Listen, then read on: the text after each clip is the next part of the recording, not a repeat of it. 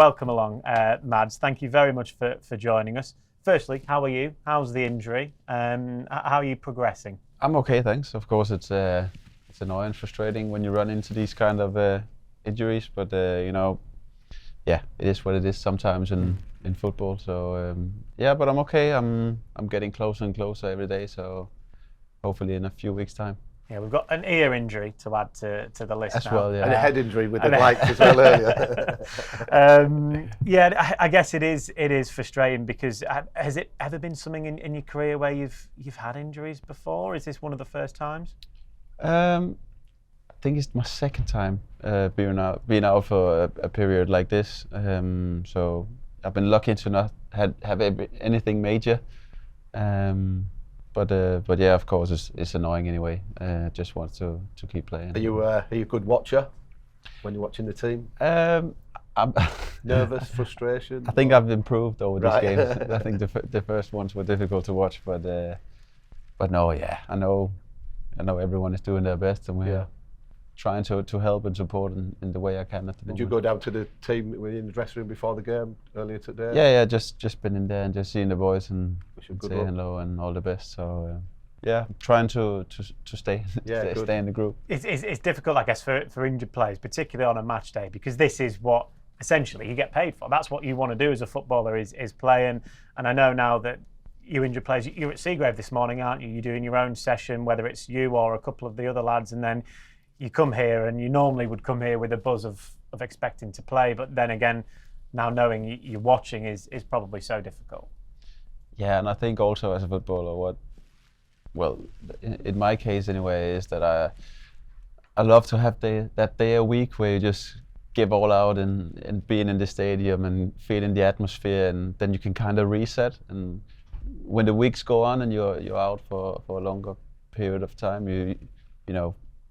Every day just takes another, and you don't really get that stadium match feeling. So somebody bears the brunt of your frustration in the house, or no. or a dog or a cat or something like that. The physios gets it. All right. Well, you can give them as much stick as you want, to be fair there. It's the coffee machine you've got at the training ground. There's a lot of banging that goes on with that.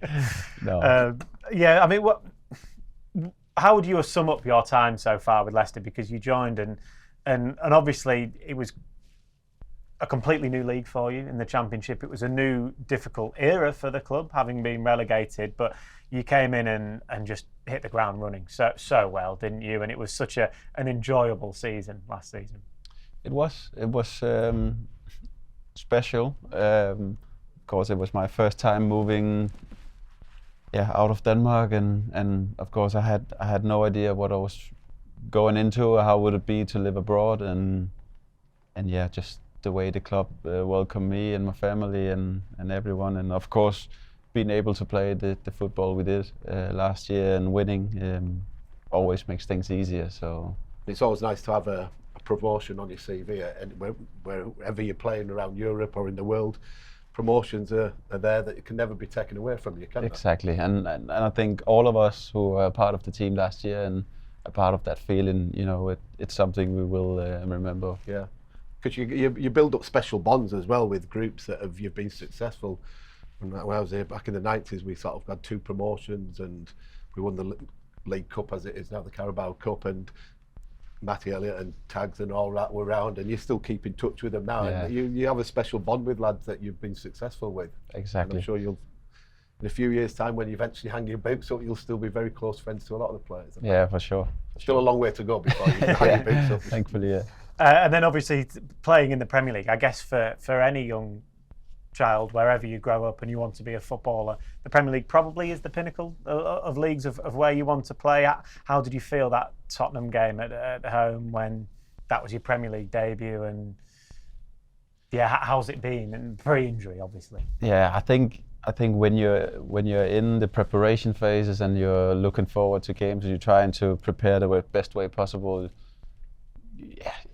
I didn't really think that much about it. Was my first Premier League game, but here on the other side and looking back, of course, being a part of a Premier League side is special and something you should never take for granted. So that's also adding to the frustrations a bit at the moment of personally getting a good start in the league and then wanting to build from there. But at some point I can get back out.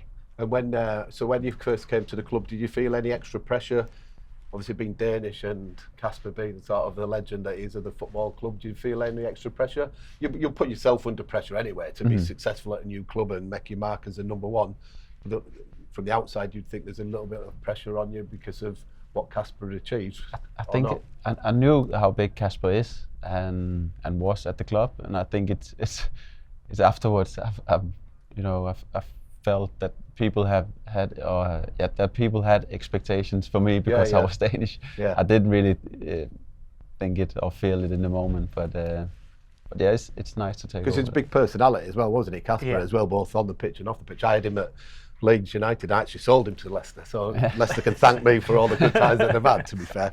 Or the people who put me at Leeds sold him rather than me.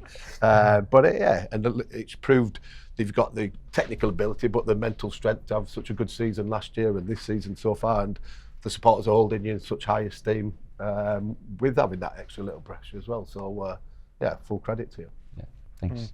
And you look as well at XG. I don't know whether goalkeepers yourself do that, but in the Premier League, in terms of goalkeepers, you've prevented the most of any goalkeeper in the league. I don't know if you knew that in terms of XG prevented. So that again is your job, isn't it? As a goalkeeper, you've got to stop goals. So when you do that, and you see some of these saves that we've got, the clips. I mean, that game away at Arsenal was unbelievable, wasn't it? In terms of the amount of saves that you made.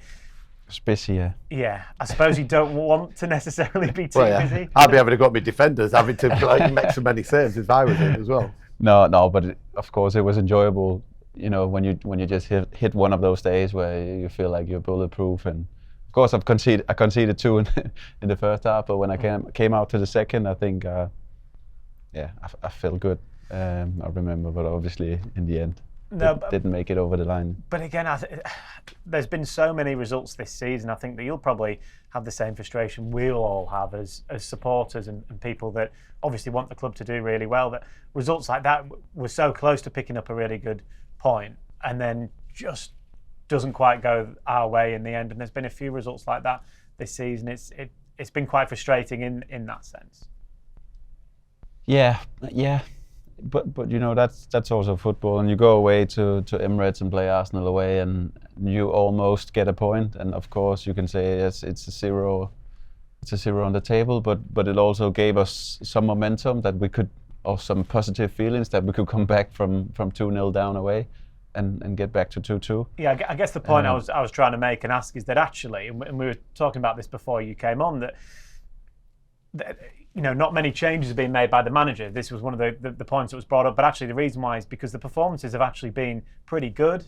The results just haven't come, particularly in recent weeks. That it hasn't been terrible. It's just things just haven't gone our way yet.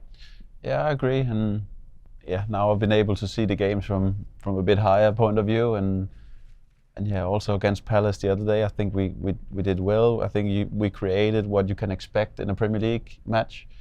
The chances we had, and then even our tactical approach to the game, I think it was good, and our build-in phase was good.